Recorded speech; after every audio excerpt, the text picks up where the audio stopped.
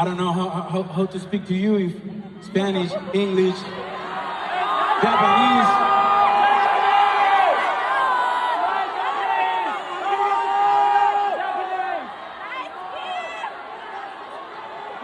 But it's crazy, because I'm here. Es loco porque estoy aquí. Y aunque no sé qué idioma utilizar para hablarle, this show is the proof that music has no language. Also love has no language. Estamos todos esta noche aquí porque nos gusta y conectamos a través de la música, porque amamos lo que hacemos. Así que, thank you for being here. I want to ask you, are you having fun so far? Yes? Sí.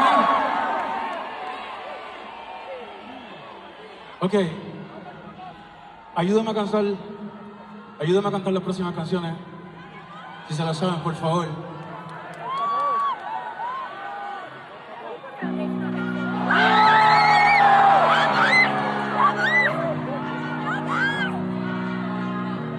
Con el corazón.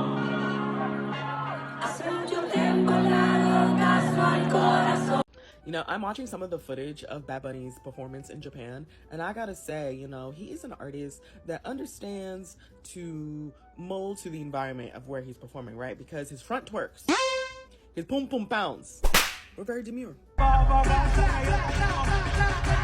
Very demure, very soft, okay? He understood that time and place gotta be in the right environment, okay? Because we know how Benito gets during Zafaera.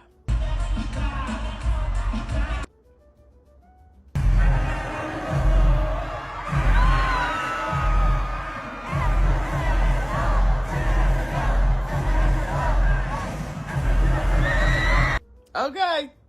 All right. He could have gone way harder, okay? He could have given them what he did in Brazil. Boom, boom, boom, boom. But I don't know if Japan could handle all that, you know. I don't know. But I respect a man who knows time and place. Time and place.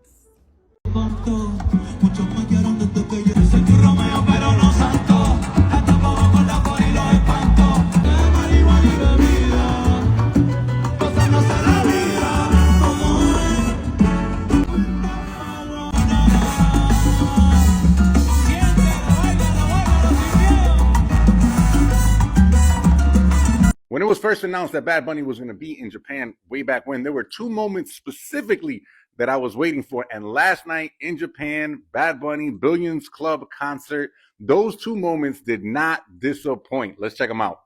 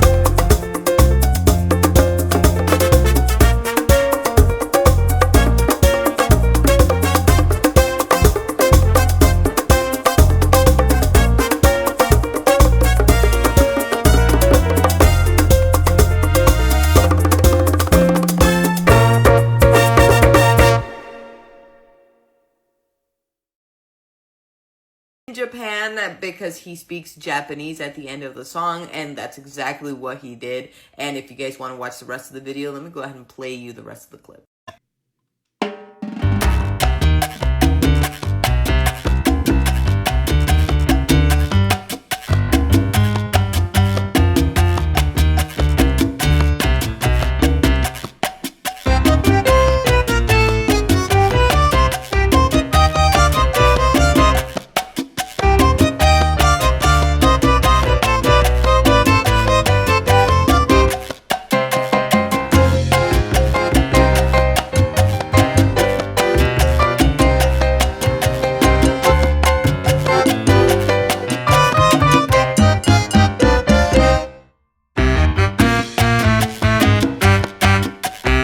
One of those pinch me moments for Benito, and he deserves it. And I'm sad I didn't get to go, but anybody who got to go, please send me pictures. I have FOMO. But anyways, let me know what you guys thought about this. Am I the only one with crazy FOMO? Let me know down below in the comments, and don't forget to like and follow for more gossip, chisme, and all things tea. Welcome back to Echo Room Vibes. I hope everybody watching is doing well today. Taking a moment to breathe, stay grounded, and keep perspective in the middle of everything happening online and around the world. And before we get into the conversation, as always, credit goes to the original creators and the stitched voices featured in today's video, whose clips helped spark this discussion. Their observations and reactions are what opened the door to the broader reflection we're about to have. So let's just dive back to the rest of the video and we'll be back for more commentary. Mira, podemos hablar del concierto de Benito en Japón, ¿ok? Primero, he has the Japanese people saying,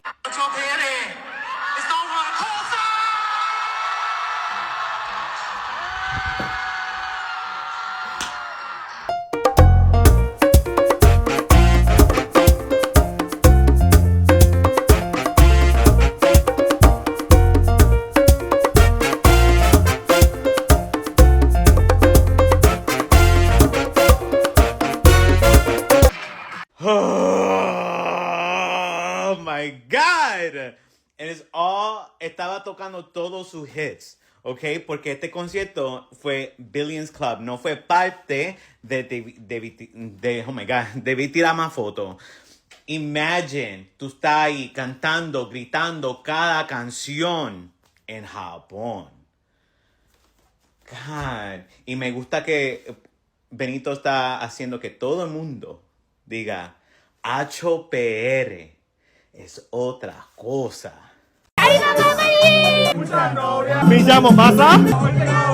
Soy de Japón. I really love Bad Bunny music. I was kind of, so excited because he come to Japan finally and he do the show. So I'm so excited tomorrow. The first song my friend recommended me was La Canción. It hit me so hard. And since then I really listen to the Bad Bunny music. A lot of people love Latino music, and we have a lot of Bad Bunny fans in Japan. And we finally came here. And he also made a song with the Japanese lyric, right? The Yonaguni, right? So that song is also... What do you think about Yonaguni? It's mean a lot for me because he sings my first line in Japanese in lyric. That's mean a lot. Tokyo also have a great Latino place, this bar and another place as well. So we do love Latino music as well. I have a lot of friends from Mexico and other Puerto Rico, and so they teach me a lot of music. And one of the artists was Bad Bunny. So I have Colombian friends, so they love Bad Bunny.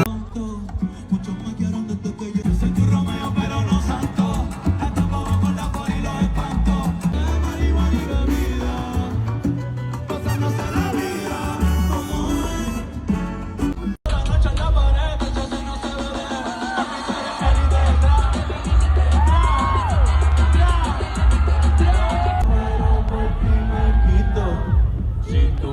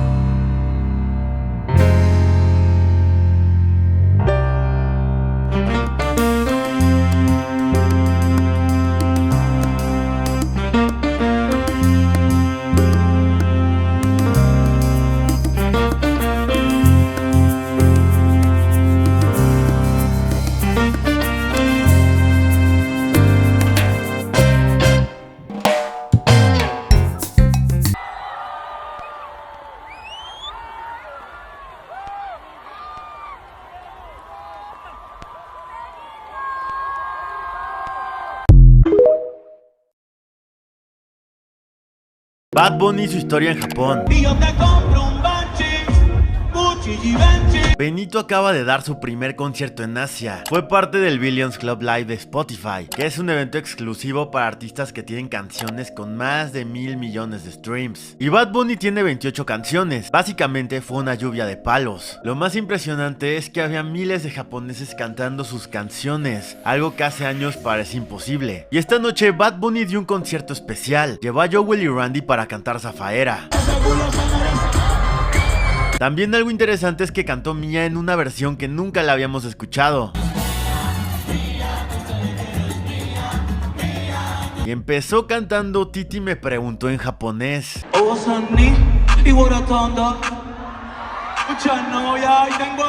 Pero esta historia empezó hace años. La conexión de Bad Bunny con Japón viene desde que Benito sacó Yonaguni. Es una canción inspirada en una isla japonesa, que al final canta algunas frases en japonés. Y esta noche todos los que cantaron Yonaguni en Japón vivieron historia. Ese momento solo parecía una referencia dentro de su canción, pero ayer esa idea se volvió real. Benito no solo quería hacer un show importante, hizo que se sintiera especial. Por eso lo de ayer no fue solo un concierto, fue Bad Bunny llegando a Japón con invitados, con himnos y con un setlist que sonó como un resumen de todo lo que lo hizo gigante. Quiero que me dejen en los comentarios qué opinan de este concierto exclusivo de Bad Bunny en Japón y si alguno de ustedes estuvo por ahí.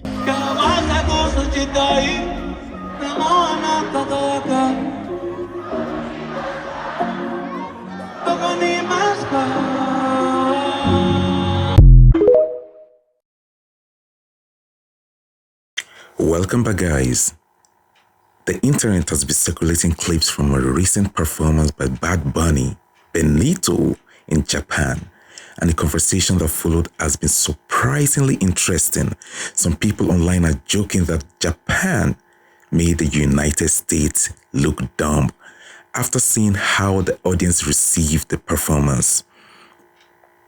Now, whenever the internet frames something like that, country versus country, it's usually more dramatic than the reality.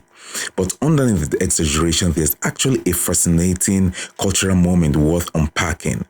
One of the things that stood out in the footage is how intentional the performance felt. Artists who tour globally often talk about reading the room, understanding the cultural energy of the place they are performing in. What excites a crowd in one country might land differently in another, and performers who travel the world learn how to adjust their delivery without losing their identity. That kind of cultural awareness is part of what separates a local star from a truly global one. And in this case, the moment that people keep replaying online isn't just about the music, it's about the connection between artists and audience. You could see a crowd in Japan responding to Spanish lyrics, Latin rhythms, and Puerto Rican cultural references, even though the language and background are different from their own. That's a powerful thing to witness. Music has always had that ability to cross borders faster than politics ever could. Long before people fully understand the culture, they often experience it through rhythm, sound, and performance. When that happens successfully, it creates this shared space where people from completely different backgrounds feel like they are participating in the same moment. Another detail that caught people's attention was the way the artists addressed the audience. Instead of treating language barrier like an obstacle, it became part of the moment. There was this acknowledgement that communication doesn't have to be perfect to be meaningful. I respect Benito for that, guys. And sometimes the emotion behind the message carries the moment more than the exact words themselves. And when the crowd responds enthusiastically despite those barriers, it reinforces something many artists have said for years. Music doesn't need translation to resonate. So where does the internet "America looks dumb" narrative come from? Honestly, it says more and more about online culture than it does about the United States or Japan. Social media thrives on comparisons. If something goes well in one place, the internet instantly frames it as proof that another place failed somehow. It's a very competitive way of interpreting cultural moments. even when the reality is simply that different audiences express appreciation in different ways. Japanese concert culture, for example, is often described as very respectful and attentive. Audiences listen closely, react at key moments, and create an atmosphere that feels almost ceremonial at times. That doesn't mean other audiences care less. It just means cultural norms shape how excitement shows up. And what's interesting about the Japan moment is that it highlights how global the music industry has become. Not long ago, Latin music breaking into markets across Asia will have been considered rare.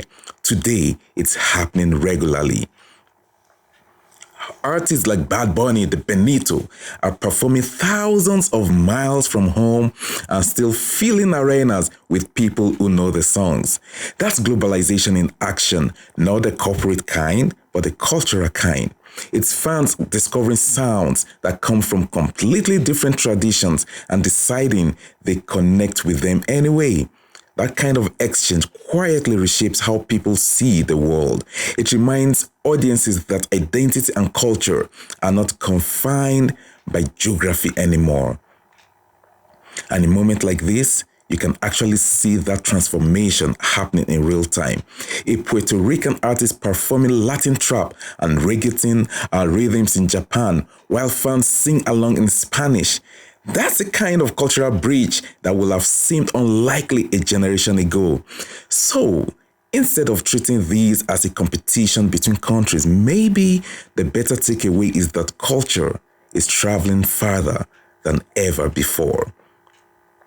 The world is getting smaller musically, even when it feels politically divided, and moments like these remind us that sometimes the loudest conversations about culture don't happen in government buildings or policy debates. They happen in stadiums full of people who just showed up to enjoy the music. That's the echo we are hearing today in the Echo Room. Now, I'm curious what you think. Why do you think artists like Bad Bunny resonate so strongly with audiences who don't share the same language or cultural background? Is it the rhythm, the energy, the storytelling, or something deeper about how music connects people across borders? Let's talk about it. Thanks for watching from Echo Room Vibes. Peace out.